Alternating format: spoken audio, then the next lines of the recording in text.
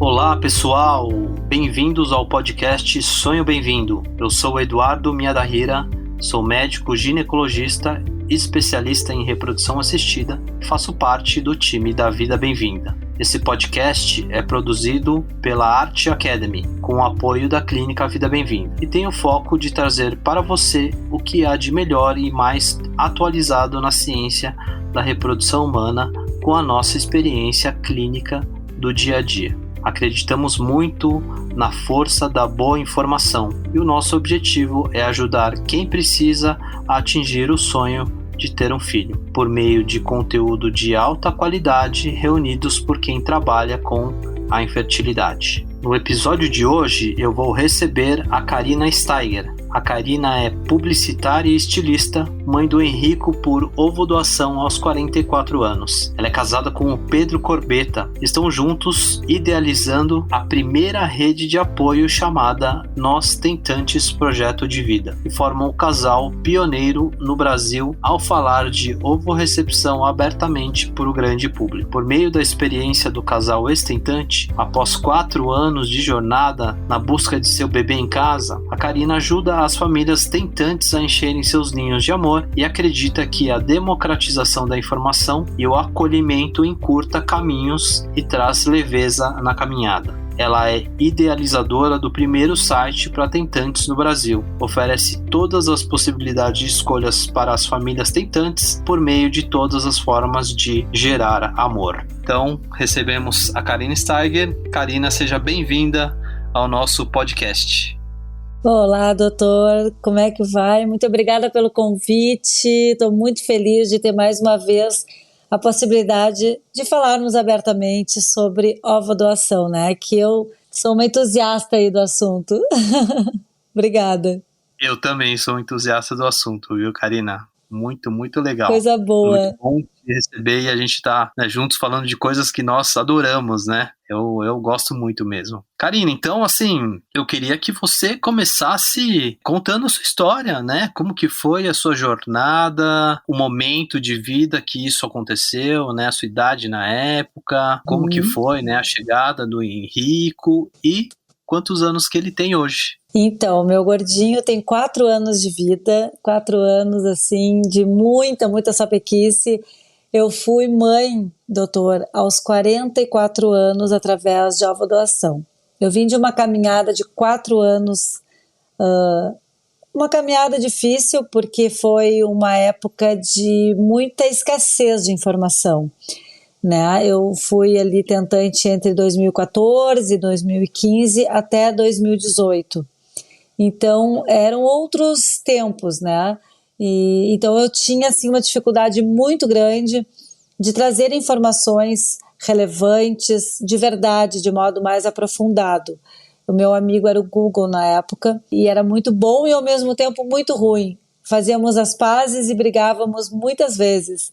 E eu não tinha com quem dividir, né, os meus sentimentos. Eu não tinha, digamos assim, uma pessoa que dissesse assim para mim: amiga ou Karina, eu sei o que você está sentindo, porque as pessoas que faziam na época a ovorecepção não falavam que eram mamães receptoras de óvulos. Então, como você bem falou agora aqui no começo do nosso podcast, eu fui a pioneira em falar abertamente, né, eu e o Pedro, em rede nacional, numa era que era quase que um segredo ser mamãe receptora. Então foi uma jornada um pouco mais silenciosa, né, mais solitária, mas que me fortaleceu muito, né? Os 4 anos que eu vivi a minha infertilidade, nós vivemos, eu e o Pedro, foram momentos difíceis, mas que hoje eu olho para trás, doutor, e eu me vejo uma Karina forte, que conheceu de perto a palavra resiliência. Eu consegui, eu e o Pedro, transformar a nossa jornada em uma missão, em um propósito de vida.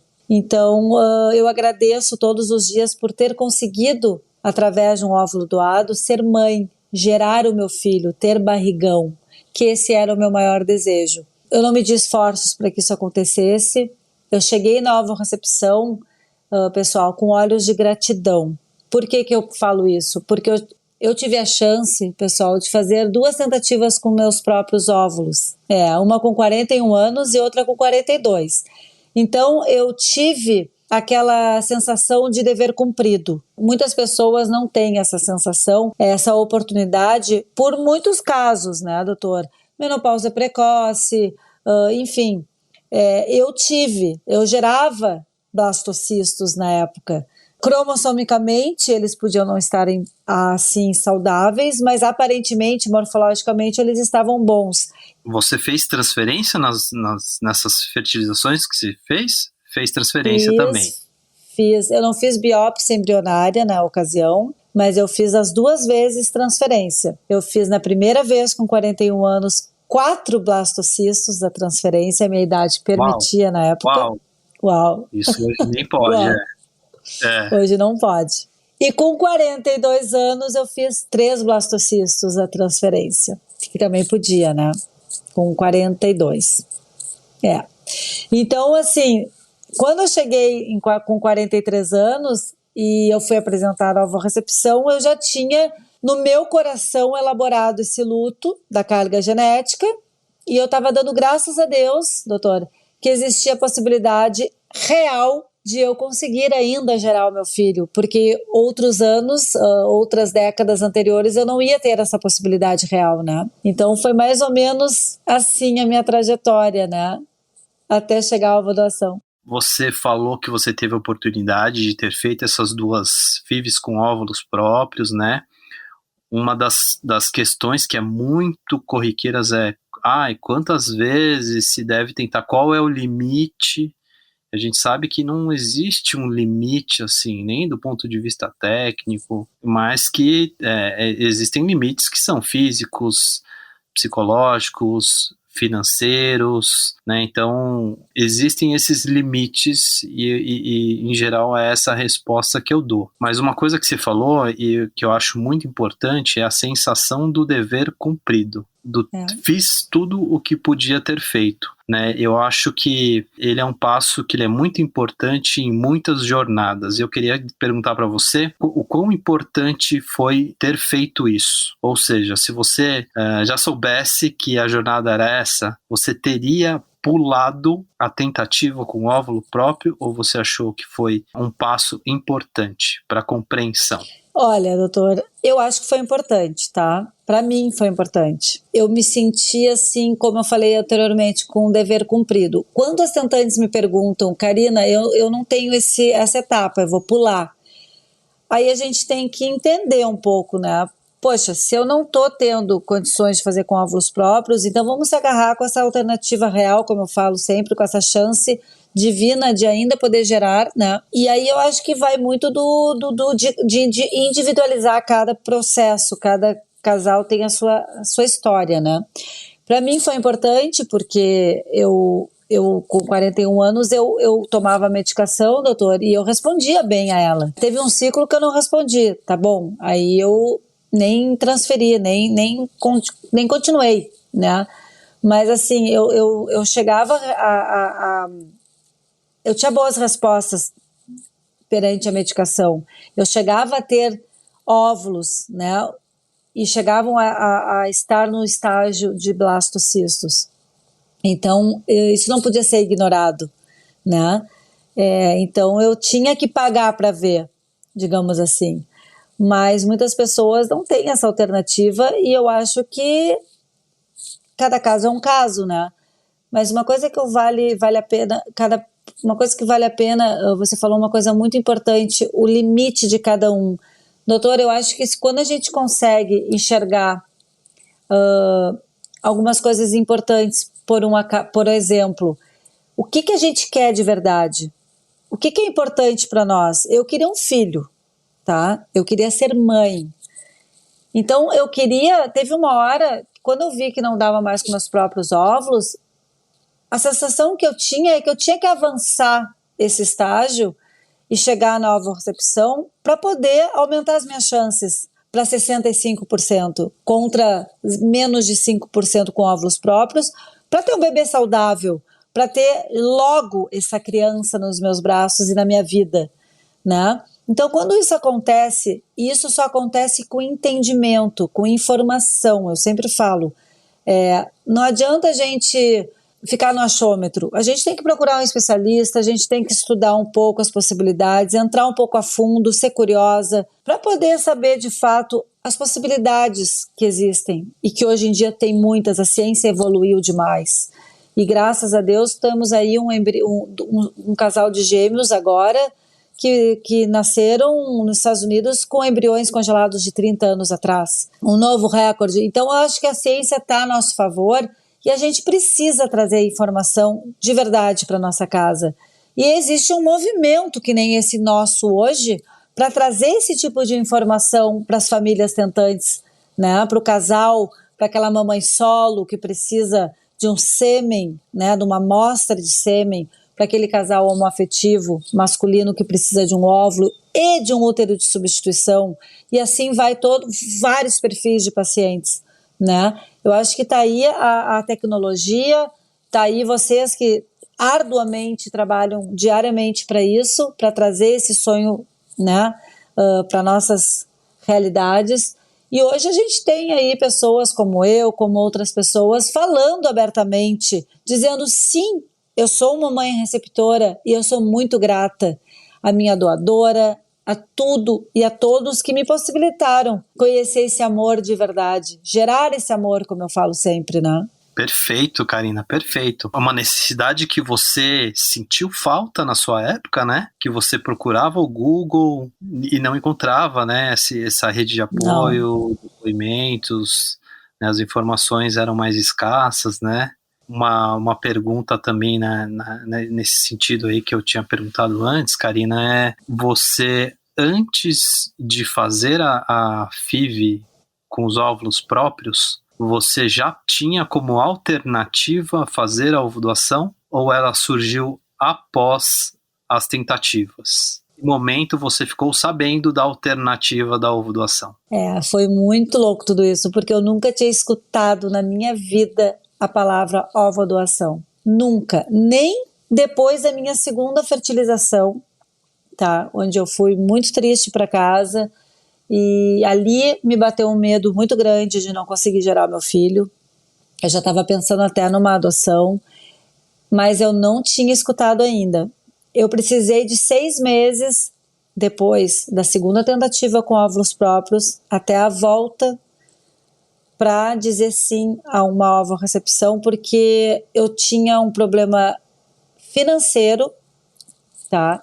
Que eu já estava assim meio esgotada financeiramente, sem recursos, e eu também tinha um outro fator psicológico que eu estava muito abalada depois da segunda. A primeira eu ainda pensei assim, entrei na estatística, vou tentar a segunda vez. Mas com 42 anos e um beta negativo, começou a me dar um medo muito grande de não conseguir, né, gerar o meu filho. Então eu comecei aí eu tive que resgatar uma Karina que estava muito apagadinha. Eu tive que fazer uma intensiva na minha ajuda emocional, né, na minha terapia. Eu tive que fazer um shiatsu. Eu procurei coisas que eu conseguisse me resgatar novamente. Por exemplo, eu consegui um contato da minha acupunturista da clínica para ver se a minha energia voltava, se eu conseguia acender a minha chama de novo, que estava muito baixinha. E ali eu tive que ficar 6 meses resgatando a Karina, que ela já tinha desaparecido. E aí, quando eu voltei para o meu médico, ele disse assim para mim, nós temos 2 alternativas, ou a gente faz uma terceira tentativa com óvulos próprios, mas totalmente diferente, com biópsia embrionária, com 2 ou 3 ciclos para você congelar e ir para biópsia, e talvez nenhum euploide vai voltar por causa da idade avançada, ou a gente vai fazer a ovorecepção para você. Foi aí que entrou. Assim, pelo que eu entendi, você não tinha nenhum problema em relação à aceitação do tratamento, né? Porque uma coisa muito comum, né, que a gente vê no dia a dia, na jornada das tentantes, é a pessoa não querer fazer a ovodoação porque não aceita mesmo, né? E a gente vê a transformação de muitos casais tem essa jornada, né? E essa jornada, realmente assim, você não aceita, mas aí você vai, né, faz as tentativas com óvulos próprios e acaba não tendo êxito, e aí você acaba mudando, né, e essa jornada é uma coisa muito bonita, né, que eu considero isso uma evolução, uma vitória do amor, porque assim, acima daquele preconceito que a gente tem, que é aquelas coisas, aquele apego genético, né, aquele apego de, vai parecer comigo ou não, né, muitos casais falam assim, mas não vai ser meu filho. Essa frase para mim é muito forte. Quando fala assim, eu já entendo que a pessoa não está preparada ainda, né, falar que não vai ser seu filho. Então, você não teve esse problema de aceitação com receber óvulos, com as características, coisas genéticas. Você teve algum problema com isso? Se teve, conta como foi, ou se não teve, dá alguma dica para as pessoas que vivem essa não é um problema, mas é uma coisa comum, né? É um luto. Sabe, é um bloqueio, a pessoa não quer mesmo, né, não aceita, mas a gente vê vários casais que vivem a transformação, né, depois que fazem as FIVs, com óvulos próprios e algumas vezes não acaba não tendo êxito, não dando certo, e aí eles mudam de ideia, né, eles começam a ver de outra forma, né, e aí vem uma coisa muito bonita, porque eles para mim foi um aprendizado que eu enxergo isso como uma grande vitória do amor, que a pessoa ela quebra todos esses paradigmas que ela teve a vida inteira, né, porque a gente é criado assim, né, o modelo de família é aquela coisa normal, né, o óvulo, né, então é uma quebra desse paradigma. É a vitória que é o amor. Eu quero ser pai e ser mãe. Não importa, né? Então, para mim, isso é muito bonito. Principalmente nós mulheres, a gente é criada para quando a gente parar de tomar a pílula anticoncepcional, a gente fica grávida, né? Então, quando isso não acontece, é um luto muito grande, né? E a gente realmente tem que administrar, elaborar tudo isso dentro do nosso coração.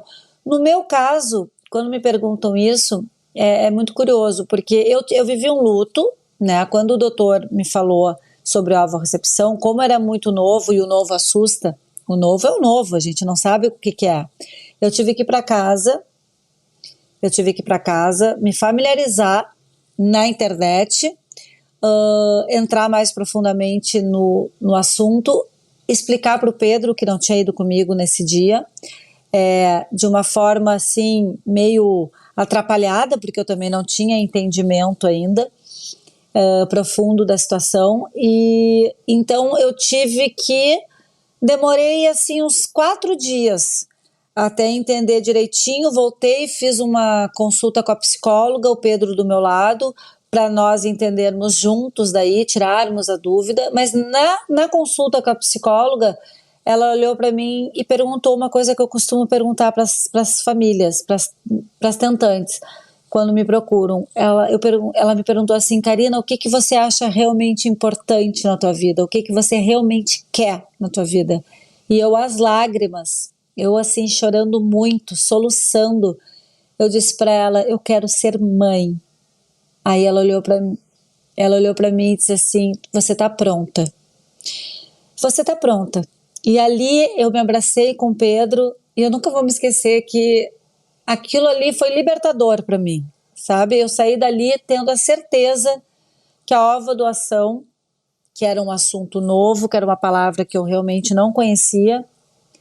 Epigenética, então, eu só fui conhecer depois do meu procedimento. Eu não conhecia a epigenética. Ideia, né? Talvez a medicina nem falava muito disso, né? Não fui apresentada para a epigenética nesse momento. Então, assim, tudo que eu sabia era que eu ia ser mãe através de um óvulo jovem e que as minhas chances iam aumentar para 65%, no qual eu estava otimista. Então era isso que eu me apeguei, eu me agarrei com essa chance de 60% a 65% e para ter um filho saudável, né? Então eu e o Pedro, a gente foi na igreja, assim, eu me lembro que a gente foi agradecer essa oportunidade que eu tinha na vida, né? Então eu estava com muita gratidão dentro do meu peito, assim, estava muito otimista. Eu estava com muita esperança. Para mim, ovodoação é sinônimo de esperança. Porque na minha idade, doutor, eu com 43, quase 44, como é que eu não ia ser grata a uma oportunidade que eu estava tendo da vida, de Deus, né? Então eu olhei realmente ela, eu vivi um luto, eu pensei na carga genética, não vou mentir, claro que pensei. Mas o que falou mais alto foi aquilo que a minha psicóloga falou. O que você quer? Você quer um filho com o mesmo a cor do teu olho? Ou você quer conhecer esse amor de verdade? Esse amor que dizem que é avassalador. E eu queria conhecer esse amor, né? Porque muitos filhos biológicos não se parecem com os pais. E eu comecei a pensar nisso. Eu pensei, tá, e se daqui a pouco... Eu conheço tantas pessoas que não se parecem com os pais, com as mães... E se ele for a cara do meu marido, que no caso é o Henrico, é a cara do Pedro, e se ele for a cara do Pedro, olha que maravilhoso, sabe? O Pedro eu acho lindo, então o meu filho vai ser lindo também, sabe? Então, assim, eu comecei a pensar assim, gente, quando a gente precisa de um coração, se eu precisasse de uma medula óssea, eu ia perguntar de quem era a medula óssea, de quem era o coração para botar para eu viver? Não, né? Então eu comecei a pensar mais profundamente nas coisas e eu fiz uma reforma íntima muito grande na minha vida, né? Eu fui fazer uma reforma íntima na minha rede de apoio, que era uma casa espírita, porque eu gosto do espiritismo, e eu tinha um grupo lá de amigas que também não tinham facilidade em engravidar, e era um grupo que eu achei para dizer que era meu, que eram as únicas pessoas que eu podia falar no assunto, que diziam para mim assim, nossa, eu também tenho um pouquinho de ciúminho de uma grávida quando eu vejo na rua, porque eu tinha vergonha de falar isso. Eu tinha vergonha de dizer para as pessoas que eu tinha não era raivinha, veja bem, era uma invejinha da barriguinha delas. Eu também queria estar que nem elas. E isso eu não entendia. Então eu tratei em terapia também, né? Isso é do ser humano, né, Karina? Esse Isso é do ser assunto. humano, né? A grama do vizinho é sempre mais verde, não é isso? Não é isso? Eu fiquei preocupada com esse sentimento, eu me achei feia, sabe? Mas depois eu entendi ele. Não, isso é total, né? Agora, a epigenética, para quem está nos ouvindo, né, é uma questão que está aí aflorando muito. São informações que são... A gente tem as informações que estão lá nos nossos genes, né?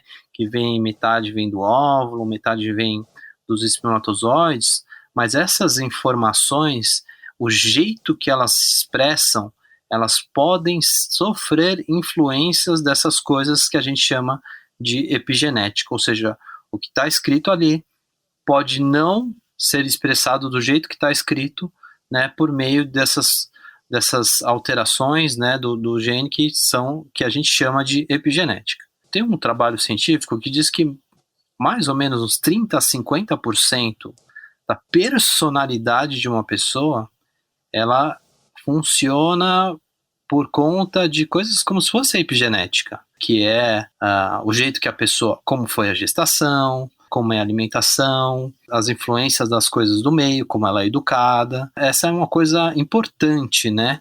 Como que você enxerga, Karina, essa importância da personalidade, da formação, dos valores que uma criança é formada versus a importância da pessoa ser parecida fenotipicamente, que é assim, a cara, assim, ter os traços né, próprios, né? Dizendo assim, ser parecido com você, né? A epigenética gritou aqui em casa. Depois que eu fiquei sabendo o que era, que foi um tempão depois, assim, hoje eu entendo e olho para trás e digo, caramba, foi generosa a epigenética aqui em casa. Porque o Henrico, Bom, ele estava dentro do meu ventre, né, dentro do meu útero, se alimentando ali com o meu sangue e tudo, né, então depois eu vim a entender que ele estava sendo gerado dentro de mim, então, consequentemente, se eu estava muito feliz, todos os sentimentos passavam para ele, né? Ou muito triste, ou enfim, seja qual for. A epigenética é a expressão dos genes, né, pessoal? Então, assim, o dia que eu entendi isso, eu entendi muita coisa. Porque o Henrico, ele tem totalmente todos os meus trejeitos. É igual, é impressionante, doutor. Ele chega a ter o cacuetinho de pegar, assim, a pontinha da mão, assim, ó, e ficar futricando na pelezinha dele, sabe, do dedinho. E aí eu digo pra ele, Henrico, para de fazer isso, meu filho. Mas mãe, é igual a você, mãe. Tô te imitando. Tô te imitando. Ai, não acredito. Ele tem todos os meus demais. trejeitos. Ele fala igual a mim, o mesmo jeito. Isso. Faz as mesmas caras. O Pedro fica chocado. Ele é a cara do Pedro, mas com todo o meu jeito. E os meus hábitos alimentares. Ele é um ratinho, ele gosta de todos os queijos, que nem eu. Ele chupa o limãozinho puro. Isto é, ele tem todos os meus hábitos alimentares e totalmente a minha personalidade. É uma coisa surreal, assim. Eu nunca imaginei ter um filho tão parecido comigo como ele é. É bonito de ver, é bonito. Eles pegam, né, os valores, né, são todos nós que vamos vendendo, vamos formando, né, essa pessoa. É a difícil tarefa de educar. É muito legal. As pessoas que convivem direto com a gente falam, meu Deus, ele é a cara do Pedro, mas eu nunca vi tão parecido com o jeito contigo, assim. Então, assim, o que eu queria? Eu queria ter um filho e ainda ganhei um filho parecidésimo comigo. É demais, né? Muito mais do que o que você queria, né? Muito mais do que os meus sonhos mais dourados da vida. Isso é demais. Karina, e um outro ponto que é muito comum é aquela coisa devo contar, né, para o meu filho que ele, né, veio de ovo doação, que ele veio de embrião recepção, embrião doação, não existe essa modalidade também. A doação, né, a recepção de um embrião doado, quando o óvulo já está fertilizado pelo espermatozoide, né, cria um embrião e tem essa possibilidade também de receber um embrião. Então as pessoas têm essa dúvida, né, devo contar, né, dessa origem, com qual idade? Imagino que no seu caso vocês já devam falar alguma coisa. Vocês falam? Boa, sim, muito. Qual forma? Porque o Henrique tem 4 anos, né? A compreensão não é igual de um adulto. Então você tem que ter algumas técnicas, né? Você pode, na verdade, ajudar as pessoas? Na verdade, doutor, como a gente... O Nós Tentantes Projeto de Vida, ele nasceu despretensiosamente, o Henrico tinha 10 meses. Tá? O primeiro evento presencial que nós fizemos foi em 2019, ele nasceu em setembro de 2018. Então a gente já tinha sentido a necessidade de ajudar as famílias e dar voz à ovodoação no Brasil. Então o que aconteceu? Quando ele tinha 10 meses, eu já estava ali fazendo o Nós Tentantes acontecer. Então a minha vida desde 2019, fez agora em setembro desse ano 3 anos, a gente respira o nosso projeto de vida, que é o Nós Tentantes. Então, desde pequeno, desde a barriga, a gente já falava muito assim com ele e tal, mas depois que ele nasceu, a gente deu luz a esse tema, né, e a todas as formas de gerar amor, e ajudamos centenas de casais. Então, ele escuta no nosso dia a dia a gente falar de forma muito natural sobre o Nós Tentantes. Temos os piu-pius, né, que são os nossos... o piu-piu é nosso... como é que se diz? É o nosso elemento, né, do Nós Tentantes. Então, ele diz para mim, mamãe, os piu-piu do amor, né? Então eu faço toda uma história, né, sobre os piu-pius do amor, sobre os ninhos que o piu-piu de amor constrói, né? Então eu tenho toda uma forma lúdica de falar sobre isso. Ele se auto-chama de rico do Nós Tentantes. eu sou o rico do Nós Tentantes. Ele pega o celular e fala, eu sou o rico do Nós Tentantes. Nunca ninguém pediu para ele falar isso. Porque ele vê eu falando com as tentantes, ele vê eu e o Pedro falarmos do nosso projeto. E, então é o dia a dia dele, há 4 anos, é o universo dele. E aí ele tem a camiseta dos Piu Piu do Amor, a canequinha do Piu Piu do Amor, e aqui a gente vai falando, né, sobre a nossa busca para que ele chegasse à nossa vida, né, que a gente foi para Valência, e aí a gente conta que a mamãe estava sem sementinha, que a gente pediu emprestado uma sementinha, né? Que muitas pessoas ajudaram a gente a ir para Valência, muitos titios de alma que o Henrico tem, e aí eu mostro as fotos do batizado, todo mundo de branco e festejando, e que deu certo, né? Que a mamãe conseguiu essa sementinha emprestada. Então eu faço toda uma história e ele fica fascinado com a história, ele adora a história, ele pede para eu contar novamente a história, né? E, então, assim, é tudo de forma muito natural, muito lúdica e muito orgânica, verdadeira. Então, eu sempre falo para as pessoas, como é que vocês vão contar para os filhos de vocês que eles veem através de um óvulo doado? Da mesma maneira como a gente conta para nós mesmos. Eu acredito nisso. Então, se eu fizer disso um tabu, talvez ele vá fazer isso no futuro, um tabu. Mas hoje ele tem 4 anos, ele entende dessa maneira que eu estou falando. Com certeza, daqui a 10 anos, eu acredito e rezo, doutor, para que as coisas estejam mais faladas sem tanto tabu, sem preconceito, menos veladas. Então, eu acredito que ele vai viver numa outra era com 15 anos. E eu acho que ele vai ter tantos amiguinhos por FIV, e tantos amiguinhos através de óvulo doação, que ele já tem e que está crescendo com ele, de muitos amigos meus, nossos, e que a gente vai tudo falar com uma naturalidade muito grande. Eu tenho certeza, ou pelo menos eu tenho quase certeza, que ele vai ter muito orgulho da história da vida dele, assim como eu tenho, né? E é porque eu passo isso para ele, eu e o Pedro, né? E tá tudo certo para quem não conta, e é um segredo familiar. Só que isso tem que ser elaborado dentro da nossa casa, dentro do nosso coração, para que lá na frente não tenha um problema lá na frente, né? Se caso a pessoa não quiser contar, tem todo o direito. Isso é realmente muito individual, né? De casal para casal. Então, pessoal que está aí nos ouvindo, né? Acho que o jogo aberto, ela é uma saída. Acho que quando é criança, né? Acho que a forma lúdica é a melhor saída, né? Mas de fato não tem nenhuma regra também, né, Karina? Se a pessoa quiser viver amando e educando e deixar para mais tarde, ou se não quiser não falar, tudo bem, né? Eu acho que não tem uma regra. Eu acho que não tem certo ou errado. Não tem, né? Não tem. É como se fosse uma gestação também para quem não é de ovo doação, uma gestação espontânea, uma gestação de FIV, óvulos próprios, não tem certo ou errado, né? Educar é uma coisa que não tem certo ou errado, né? Tem gente que estuda, mas as pessoas são diferentes, né? A maneira que a pessoa recebe a educação são coisas diferentes. Mas a Karina fez de forma lúdica e acho que é uma dica muito valiosa aí, né? Agora eu quero falar um pouquinho sobre anonimato, Karina. Então, o Conselho Federal de Medicina é o órgão que faz suas resoluções e que norteia os tratamentos de reprodução assistida.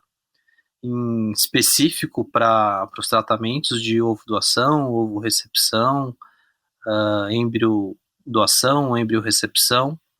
Esses tratamentos eles são anônimos, ou seja, quem está doando, quem está recebendo os óvulos, eles não devem se conhecer. Nós sabemos que você fez o processo na Espanha, acredito que foi assim também, anônimo, né, Karina? E aí eu te pergunto, você acha que isso é bom? É indiferente? Se fosse aberto, né? Por exemplo, tem um lugar que não tem essa regra. Então, a doação de sêmen, por exemplo, nos Estados Unidos, você tem a foto da pessoa quando adulto, você pode até falar com a pessoa. O que você pensa a respeito do anonimato? A gente não vai mudar nada, mas qual que é o seu pensamento? Na verdade, doutor, para mim não era importante nem foto de criança, que para muitas tentantes isso é realmente relevante. Para mim não era. O que eu fiz foi um questionário das características fenotípicas, né, que a doadora era parecida comigo, altura, olhos, cor de cabelo, essas coisas assim. Pedi para o meu médico para que, se possível, fosse do mesmo sangue que eu gostaria, tá? E era porque o meu filho, o Henrico, ele tem o mesmo sangue que eu, e a doadora também tem, né? Então, foram coisas básicas, assim. Agora, se alguém me perguntasse para mim naquela época, quer ver uma foto dela, ou atual, ou, enfim, quando criança, eu acho que eu não ia achar importante. Para mim, não ia mudar nada, né? Inclusive, eu acho que eu ia ficar com aquilo na cabeça, sabe? De ver a foto, e eu acho que não servia para mim. Eu gostei de ser anonimato, de forma anônima. Uma coisa que eu acho importante, que eu acho que a resolução mudou para melhor, é, por exemplo, famílias que a irmã, né, ou melhor, um parente de até 4º grau pode ser doadora de óvulos. Tem tantos casos, né, que coisa boa que temos essa alternativa aqui no Brasil hoje, de um casal, por exemplo, que não tem óvulo, né? Essa mulher é infértil, por algum motivo não tem óvulo, e que pode uma irmã, né? Ou mesmo qualquer outro parentesco de até 4º grau conseguir ajudar, né? Claro que isso aí, essa configuração familiar, eu creio que tem que estar tudo muito estabelecido e muito claro e muito tranquilo dentro dessa família. Tudo muito tranquilo mesmo, assim, para não ter mais problemas lá no futuro também. Mas eu acho lindo, eu falo com muitas pessoas que... Ontem mesmo falei com uma que disse, minha irmã vai ser minha doadora. Então isso aí é uma coisa que tem ajudado muito os casais homoafetivos, principalmente, e eu acho que isso aí foi uma mudança maravilhosa na lei. Mas para mim, eu não vou mentir aqui, para mim foi bem bom o formato de anonimato, porque eu sou grata a esse ato de generosidade e de amor que a minha doadora tem. A única coisa que eu sei dela é que ela tinha na época 28 anos, nada mais. E para mim foi o suficiente. Ela foi uma pessoa muito importante no meu processo, agradeço. Ontem mesmo estava fazendo uma oração, mentalizando ela, mas assim, de fato, eu não tenho nenhum tipo de... nunca tive nenhum tipo de interesse de saber além disso. Essa, para quem está aí nos ouvindo, então, é uma exceção à regra do anonimato, né? Uma resolução, uma parte da resolução nova, né? Ela veio nas últimas 2 resoluções, se não me engano, que parentes de até 4º grau, né, que chega na prima, pode doar óvulos, né, uma para outra, e também é uma regra da exceção de idade, essa do parentesco. Então, a gente também vê com muitos bons olhos, né, Karina, essa possibilidade de ter parentesco. A única coisa que tem que tomar cuidado, né, é que não pode gerar consanguinidade, né? Então, a irmã do marido doar óvulo para a esposa não pode, porque aí imagina que é o óvulo da irmã com o sêmen, né, do irmão, então seria uma consanguinidade, quando parentes geram um filho. Então isso daí também não pode, só para ter esse cuidado aí, né, em alguns casos.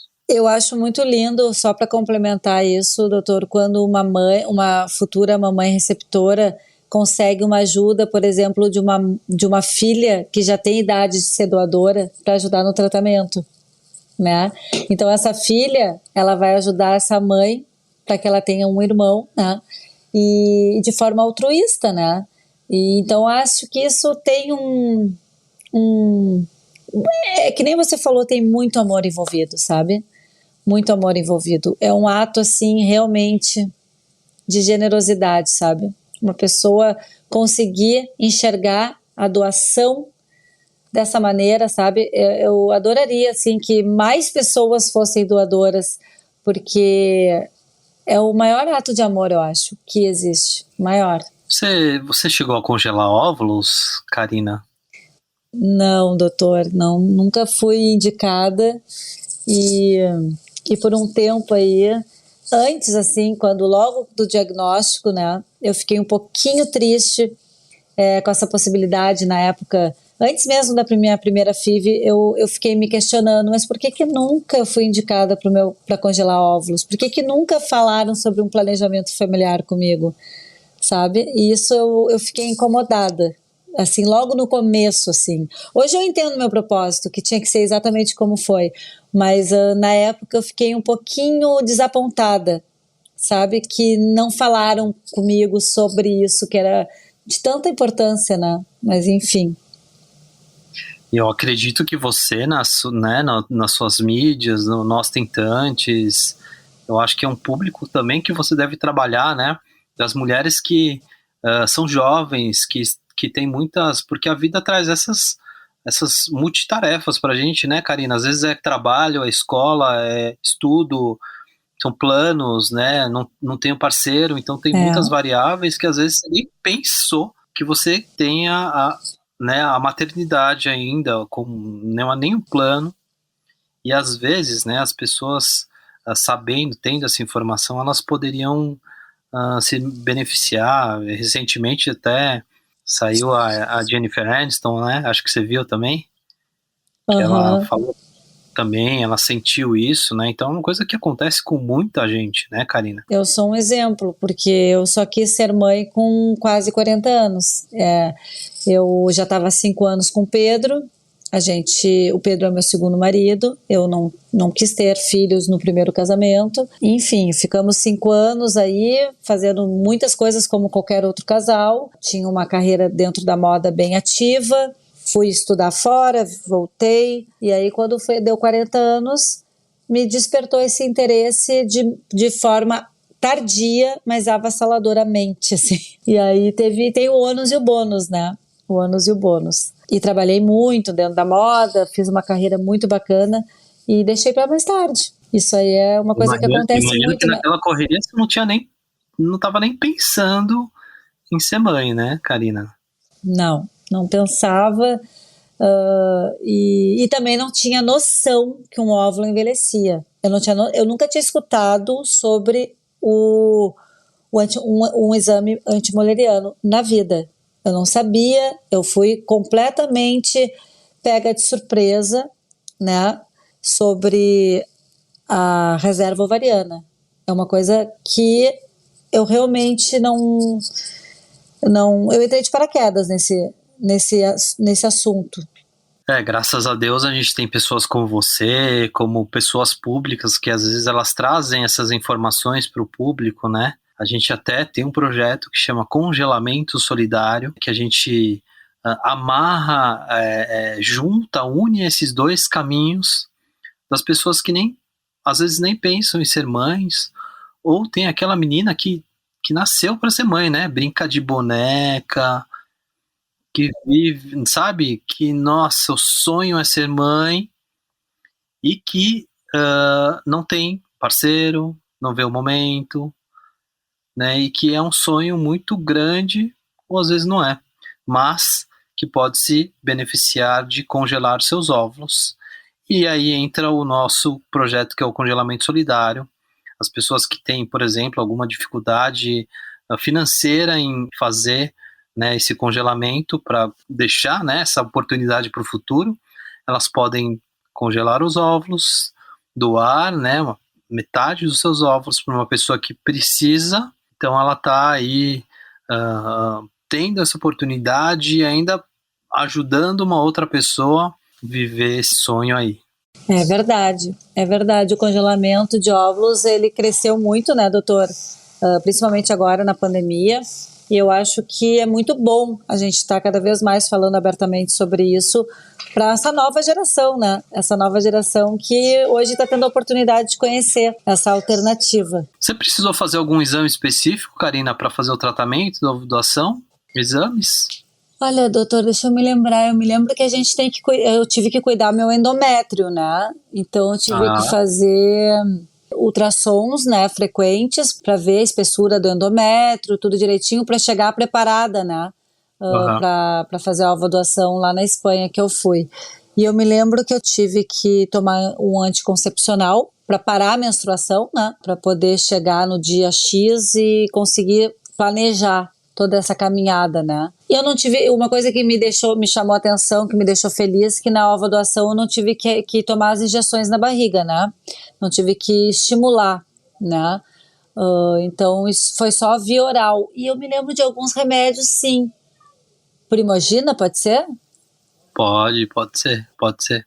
Primogina, Essa é uma pergunta. Ultragestan. Isso, Ultragestan. Isso aí. Ultragestan, ele mesmo. Lembrei, Ele lembrei, mesmo. lembrei.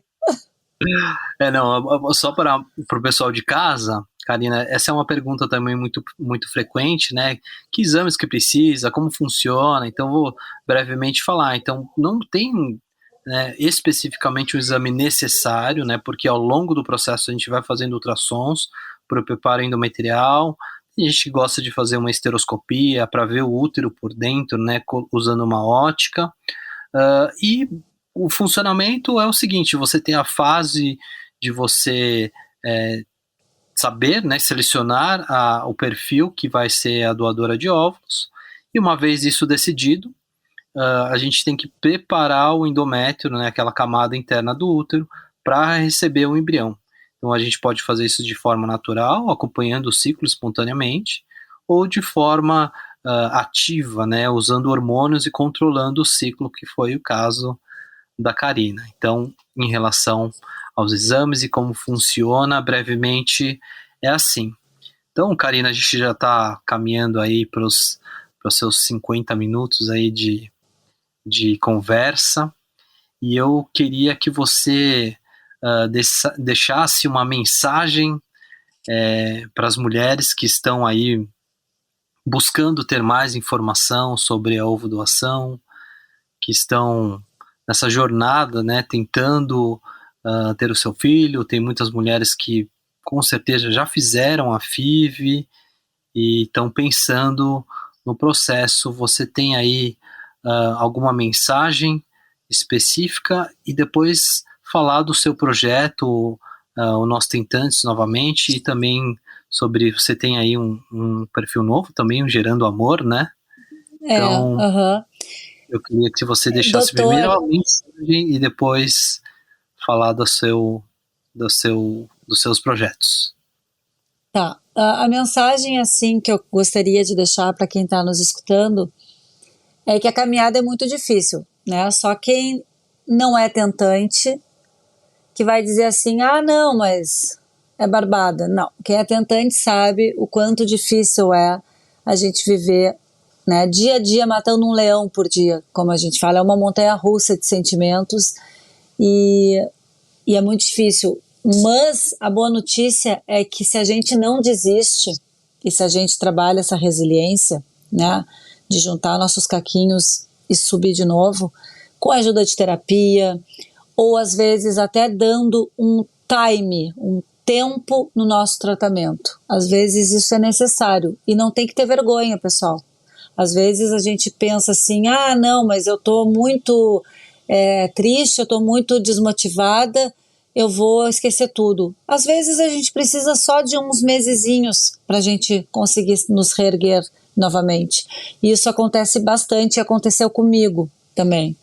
Então, eu acho que a gente tem que respeitar, escutar, né, o nosso coração muitas vezes e voltar mais forte, né? A gente só não pode desistir, porque lá na frente, se o teu coração disser assim, que o meu dizia, vai pra frente, a gente consegue, e quando esse positivo chega, pessoal, a gente deixa tudo para trás, se a gente quiser. A gente deixa tudo para trás, a gente esquece tudo, injeções, a gente esquece negativos, a gente esquece tudo e a gente vive esse amor, né, que a gente conhece, assim, que é uma criança. E então não dá para desistir, mas não é fácil, né? Às vezes a gente também fala, faz isso, faz aquilo, mas uma ex-tentante, no caso como eu garanto para vocês que se vocês não desistirem, vocês vão trazer o bebê para casa, tá? Seja qual for a forma de gerar amor que isso vai acontecer. Ovos próprios, embriodoação, adoção é outra maneira de gerar amor. Então a gente tem que ir atrás das possibilidades. Como é que eu falo sempre? Atrás de informação. E aí eu entro no detalhe do Gerando Amor, que é um braço, é um novo filho do Nós Tentantes. O Gerando Amor é sobre doação de gametas, que é um sonho meu se aprofundar nesse assunto de maneira gigante. Então, a doação de gametas femininos e masculinos, e também de embriões, que é uma coisa que está muitas pessoas querendo saber um pouco sobre a embriodoação, e também genética. Então, é um braço do Nós Tentantes, que quem quiser participar, é só começar a seguir o perfil gerandoamor.membros. É o primeiro programa online de membros, tá? Ele vai ser agora iniciado em janeiro até março, a primeira fase. A Vida Bem-vinda está conosco na primeira fase. Se eu não me engano, é janeiro nossa webinar. E você vai participar, você, Dr. Oscar, tomara que Tomioka, tomara que Larissa, o Lucas, tomara que todo mundo participe. Porque o Gerando Amor é pra gente se aprofundar sobre essa temática, doação. É para quem precisa ser pai e mãe através de um óvulo doado, ou através de um sêmen, uma amostra de sêmen, ou de um embrião. E o Igenomics está conosco, então a gente vai se aprofundar nessa parte da genética, que para nós, receptoras ou doadoras, ainda é uma coisa assustadora, assim, sabe? A gente precisa saber um pouco mais sobre os CGTs, os PGTAs, essa coisa da compatibilidade, isso aí a gente vai desbravar de uma maneira mais aprofundada. Então é isso, eu acho que a gente é uma rede de apoio, a gente dá voz a todas as formas de gerar amor, não somente a ovodoação. Aí perguntam, tá, mas tu fala muito de ovorecepção. É que é a minha forma que eu tive de ser mãe, então eu falo muito realmente, mas o Gerando Amor vai falar de todas as formas que um pai e uma mãe precisam para se realizar através de um gameta. Legal. Ou de um zigoto, que é o embrião. Muito legal. A gente está muito feliz, eu convido você. São 22 webinários, pessoal. 22 webinários durante 3 meses. Só para ver se eu entendi então, Karina. As pessoas que estão nessa jornada, que querem engravidar utilizando gametas doados, né? Gametas é o óvulo e o espermatozoide, qualquer um dos dois, vocês vão gerar informações para esses casais, para essas pessoas. Exatamente, de forma aprofundada sobre isso. Por isso é um programa de 3 meses, que vai começar em janeiro, a primeira fase, e termina em março. São 2 encontros semanais, terça e quinta. E são online? 22 webinários online. Com todas as nossas clínicas. Aonde tiver, afiliadas, do Brasil, do mundo, pode participar. Do mundo, pode participar. Perfeito. Desculpa, vamos falar de novo o endereço? Gerandoamor.membros no Instagram. Ali vão ter todas as informações e na bio vocês podem acessar para se inscrever. Tá joia. Na bio do perfil Nós Tentantes Projeto de Vida, do Gerando Amor. Tá? Nos dois. Nos dois estão na bio. De Vida e do Gerando Amor tem um link .membros para se inscrever. Perfeito. Isso. Gerandoamor.membros. Que bacana. Isso aí. Vamos começar 2023 juntos, todos nós. Nossa, que começo, hein? Que belo começo. Que começo. Karina, muito obrigado por você ter aceitado aí o convite, de você ter contado essa sua história, a sua experiência, a sua jornada na ovodoação. É muito importante ter pessoas como você, que são jogo aberto, que apoiam, que trazem informações, boas informações para as pessoas, né? Então é muito valioso e precioso esse trabalho que você vem desenvolvendo. Eu estou muito honrado hoje de poder estar conversando com você.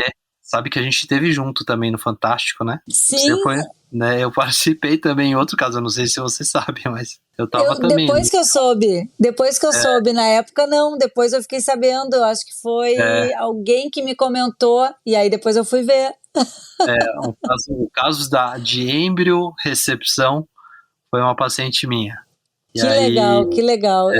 Karina, muito obrigado, viu, por você tá aí com a gente, se dispondo a divulgar essas coisas importantes e que, né, carecem de informações, mas você já está ocupando e dando voz a essas pessoas aí também. Muito obrigado. Eu que agradeço você, doutor Eduardo, a vida bem-vinda.